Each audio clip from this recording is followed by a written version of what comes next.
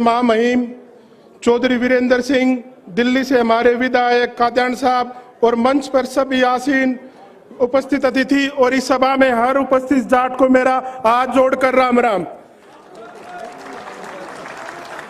जैसा इन मेरे दो भाइयों ने बताया, पलसानिया और कलवानिया भाइयों ने, कि जाट कौम का नाम अब हम पूरी दुनिया में उल्लास से लेते हैं, ऐसा ही एक काम आपके इस छोटे भाई और बेटे ने लंदन में किया।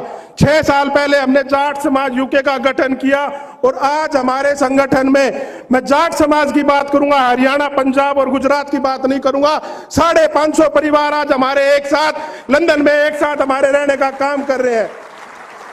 जैसा आप सभी को पता है कि पूरे हिंदुस्तान में सर छोटू राम जी के नाम से धर्मशाला है, हमारे जाट भवन है, हमारी अनेक धर्मशालाएं हैं। तो आज उन 550 परिवारों ने इकट्ठे होकर एक प्रण लिया कि लंदन की भूमि पर भी जाट भवन होगा, ताकि हमारा कोई भाई अगर हिंदुस्तान की मिट्टी से लंदन में जाएगा, उसके रहने की व्यवस्था जाट भवन लंदन करेगा।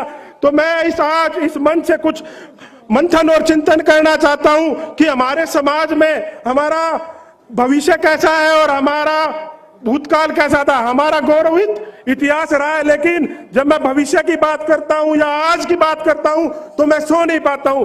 उसके कुछ कारण है। जैसा मेरे भाइयों ने बताया कि जब मैं अभी लंदन से आया था, हमने मुहिम चलाई थी कि लंदन में 5 ईंट जो जाट भवन में लगेंगी वो हिंदुस्तान की मिट्टी की लगेंगी, ताकि वहां पे रहने वाले बच्चे को ये पता चले इस भवन के निर्माण में ईंट उसके गांव की मिट्टी है, उसकी खेत की मिट्टी है, ताकि जिंदगी भर उसको ये पता चला रहे कि हम लंदन में रह रहे हैं, लेकिन जिस भवन में बैठे हैं उस भवन की ईंट में मेरे माँ बाप की खून पसीने से कमाई मिट्टी से नींव रखी हुई है।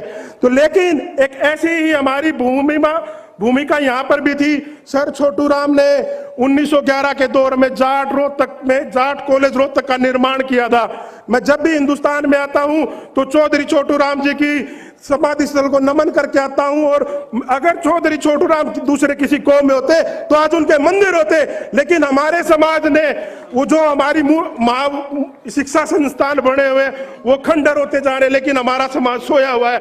आज उन शिक्षा संस्थानों को बचाने की जरूरत है, हमें उन शिक्षा संस्थानों को मजबूत करने की जरूरत है। मैं पिछले वर्ष अमेरिका गया था, जहां पर मैंने देखा ये डॉक्टर साहब है, ये साइंटिस्ट है, उनसे जब भी ये पूछा गया कि आपने पढ़ाई कहां से की है तो एक ही जवाब था, जाट कॉलेज रोहतक। जाट कॉलेज रोहतक से पढ़े हुए बच्चे अमेरिका में गए हैं, लेकिन आज वह इमारतें खंडर हो रही हैं।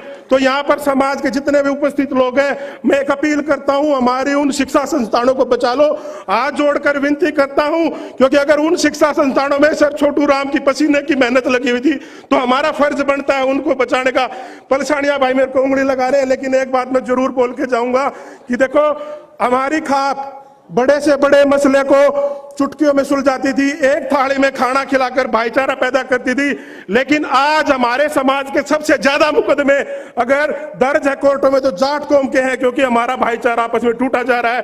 तो यहाँ पर अगर कोई खाप प्रतिनिधि आए हैं, सांगवान साहब आए हैं, हमारे दादा बलजीत मलिक सिंह आए हैं, तैया साहब आए हैं, तो मैं एक हाथ जोड़ के विनती करता हूँ, इस खाप को मजबूत करने का काम करो और एक थाली में बैठाकर भाईचारे को मजबूत करने का काम करो।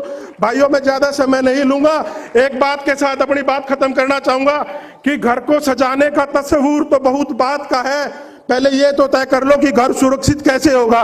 तो हमें आज अपने समाज को सुरक्षित करने की जरूरत है। बहुत बहुत धन्यवाद आपका।